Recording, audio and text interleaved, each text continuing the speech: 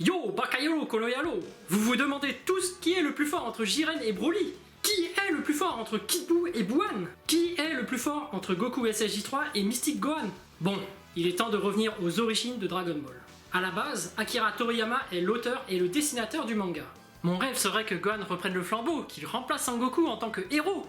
Et d'un autre côté, on a le directeur de la Toei qui est en charge de transformer le manga en anime.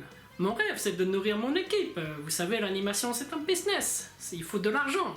Donc on a deux versions différentes, le manga et l'anime. C'est pour ça que des gens disent que l'anime ou les films ne sont pas officiels. Ils ne sont pas canons, et c'est ce qui explique les différences de puissance. Mais au final, qui est le plus fort entre Kid Buu et Buan?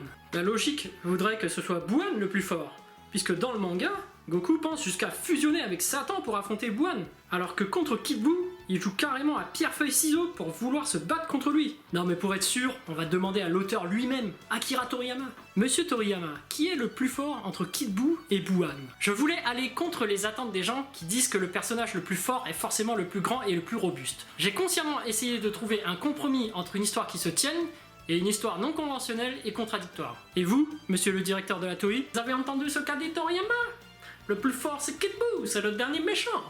D'ailleurs, on va créer un nouveau film, l'attaque du dragon. C'est là où on va vous expliquer comment Trunks du futur a obtenu son épée. Il nous manque juste un nom pour le chef des méchants. Attends, on fait voir le dessin. Hildegard. D'ailleurs, vous vous demandez qui est le plus fort entre Goku SSJ3 et Mystic Gohan. Dans le manga, très clairement, c'est Mystic Gohan.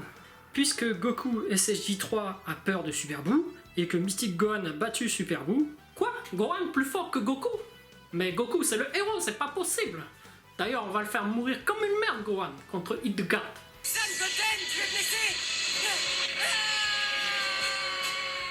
Ne crains rien, j'arrive.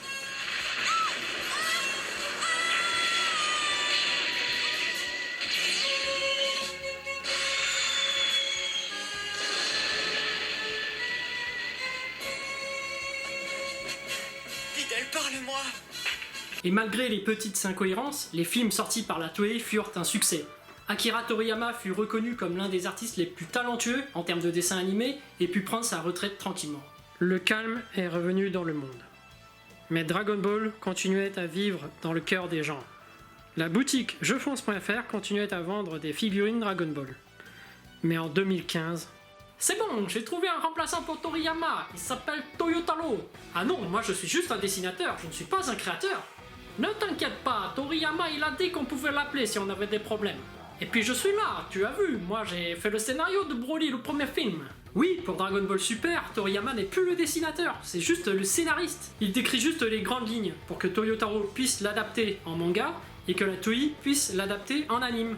Allez, début du business, on commence. Allez, on va commencer par mettre Goten et Trunks qui vont affronter un serpent géant pour gagner des épisodes. Et puis Toyotaro, faire rajeunir Pilaf et ses acolytes, on va gagner plein d'épisodes avec ces blagues de merde. En termes de puissance, c'est devenu n'importe quoi dans Dragon Ball Super, surtout dans l'arc du pouvoir. Dans cet arc, je veux souligner l'importance du travail d'équipe. Oui, le but c'est de promouvoir le film Broly.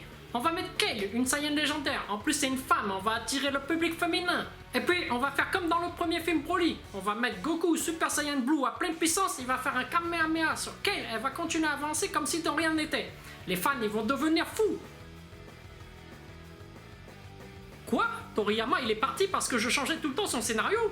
Mais c'est bon, rappelez-le, on va mettre du travail d'équipe avec l'histoire du robot, c'est bon. Allez Toriyama, reviens. Bon, puisque Toriyama et le directeur de la Toei se sont disputés et qu'ils sont occupés, on va demander à Toyotaro quels sont les niveaux de puissance. Monsieur Toyotaro, quel niveau de puissance a Trunks du futur? Il a le même niveau que Goku SSJ3. Quel niveau de puissance a C17? Il a le même niveau que Goku SSJ3. Quel niveau de puissance a Mystic Gohan? Il a le même niveau que Goku SSJ3. Quel niveau de puissance a Kefla? Il a le même niveau que Goku SSJ3. Toyotaro, bordel, je t'ai dit d'arrêter de mettre Goku SSJ3, ça coûte cher d'animer les cheveux longs en animé. Et oui, Dragon Ball ce n'est pas ni tout blanc ni tout noir. Il y avait déjà le conflit entre Toriyama et la Toei, et maintenant, Toriyama doit gérer Toyotaro. Vous savez, Toriyama c'est un peu comme Lionel Messi. Au foot, il est vraiment extraordinaire de le voir jouer sur le terrain. Mais maintenant, il est devenu entraîneur. Donc, c'est pas la même organisation que pour Dragon Ball Z. Surtout que maintenant, ils doivent respecter le directeur de la Toei parce que c'est grâce à lui que Dragon Ball Z est devenu aussi célèbre. S'il n'y avait pas la Toei pour diffuser tous les épisodes à la télé et la Shueisha pour diffuser tous les mangas, Dragon Ball ne serait jamais ce qu'il est aujourd'hui. Allez, pour finir, je vais répondre à la question que vous attendez tous. Qui est le plus fort entre Jiren et Broly? Ben c'est évident, non? Qui est le plus fort? Regardez. Regardez le nombre de figurines qu'on a vendues. Oui, c'est lui le plus fort, évidemment.